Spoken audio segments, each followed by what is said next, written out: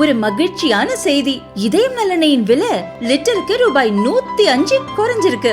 September 2023ல 1 litre இதயம் நல்லெண்ணெயின் அதிகபட்ச விலை ரூபாய் 503. ஆனா இப்ப 1 லிட்டர் இதயம் நல்லெண்ணெயின் விலை ரூபாய் 398 மட்டும்தான் தமிழ்நாட்டுல. அப்ப இனிமே எல்லாரும் இதயம் நல்லெண்ணெய் வாங்கலாம் இல்ல? காஷ்மீரின் பஹல்காமில் பயங்கரவாத தாக்குதலுக்கு உடனடி பதிலடியாக பாகிஸ்தானுடனான உறவை முறிக்கும் வகையில் நடவடிக்கை எடுத்தது. அதில் முக்கியமானது சிந்து நதிநீர் ஒப்பந்தத்தை நிறுத்தி வைப்பது.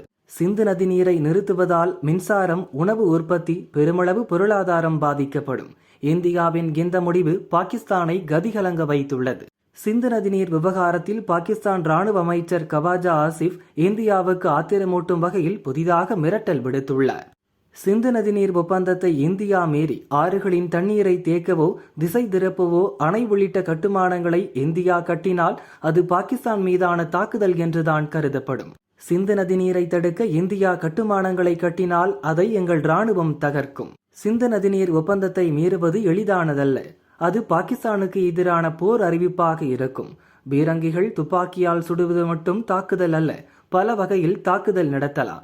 நதிநீர் ஒப்பந்தத்தை மீறுவதும் அதில் ஒன்று. இதன் காரணமாக மக்கள் பசியாலும் தாகத்தாலும் மடிந்து போவார்கள் என பாகிஸ்தான் ராணுவ அமைச்சர் கவாஜா ஆசிப் கூறியுள்ளார்.